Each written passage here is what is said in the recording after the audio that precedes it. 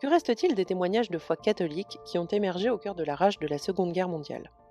Les plus célèbres figures auront donné leur nom à une place Frank Stock, une rue d'Étienne d'Orve, une fondation Jean Rodin.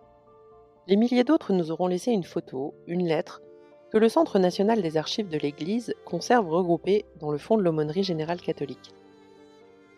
Ce sont d'ailleurs 21 de ces lettres que nous vous proposons d'écouter dans ce podcast. Dès juin 1940, le commandement militaire allemand en France instaure une répression judiciaire basée sur son code pénal, désormais en vigueur en zone occupée.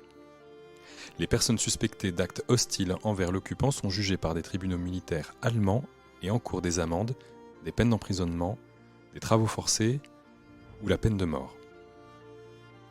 Rapidement, signe d'une répression se voulant d'emblée sévère, les avis d'exécution de personnes reconnues coupables de sabotage ou d'agression de soldats sont placardés dans les rues.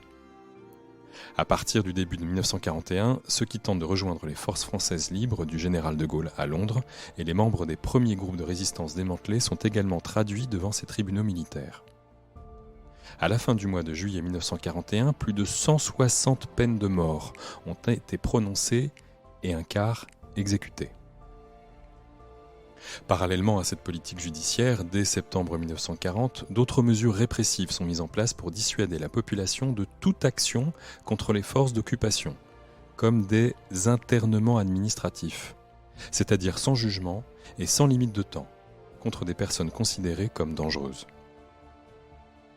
Le 21 août 1941, l'aspirant d'intendance de la Kriegsmarine Alphonse Moser est assassiné au métro Barbès, à Paris.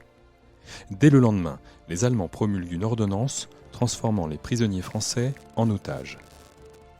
Parmi eux, Honoré d'Étienne d'Orve.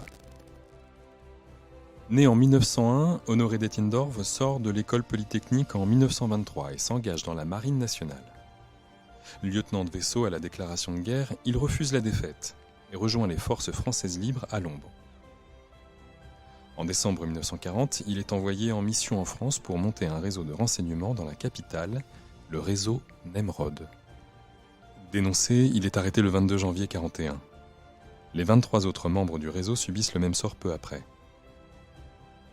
Le 23 mai, la cour martiale allemande condamne Honoré d'Étienne d'Orve à mort, ainsi que 8 de ses camarades. Transféré à Fresnes, il y rencontre l'abbé Franz Stock, aumônier des prisons. Bien que la lettre dont il est question ici ne soit pas datée, il s'agit probablement de la dernière adressée par Honoré d'Étienne d'Orve à l'abbé Franz Stock. D'une tournure pudique, elle le remercie pour son soutien spirituel et moral.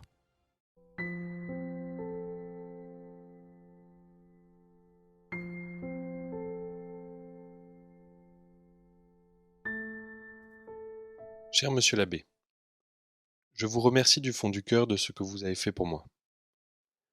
Au début de nos relations, j'ai vu en vous le prêtre qui pouvait m'apporter le bon Dieu et ainsi le secours dont j'avais besoin. C'était le principal. Mais par la suite, j'ai appris à vous apprécier et aimer comme homme. Je vous remercie du saint Thomas d'Aquin. Excusez les notes au crayon que j'aurais effacées si j'avais eu le temps, après les avoir exploitées.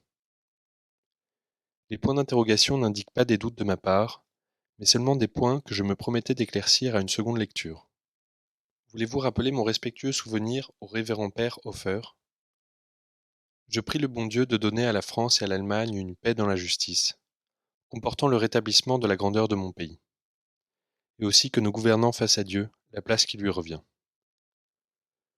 Je remets mon âme entre les mains de Dieu, et un peu entre les vôtres qu'il avait ces derniers temps représentés auprès de moi. Je vous prie de transmettre mon affectueux souvenir à tous mes codétenus du Cherche-Midi ou de Fresnes, dont le courage et la confiance ont augmenté et maintenu les miens. Veuillez agréer ma respectueuse affection, Étienne d'Orve.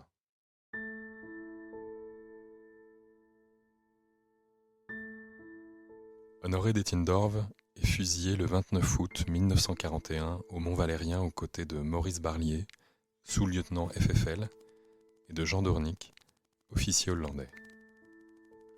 Il est fait compagnon de la libération à titre posthume par le général de Gaulle par décret du 30 octobre 1944. Ce podcast a été concocté par la direction de la communication de la Conférence des évêques de France et le Centre national des archives de l'Église. On vous invite à découvrir sur le site église.catholique.fr le dernier numéro de Documents Épiscopat à propos des archives de l'Église de France.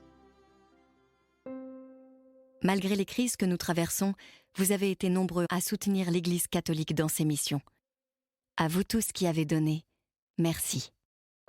Vos dons à l'Église et aux paroisses permettent de célébrer Jésus-Christ, de témoigner de l'espérance qu'il offre au monde et de servir les plus fragiles.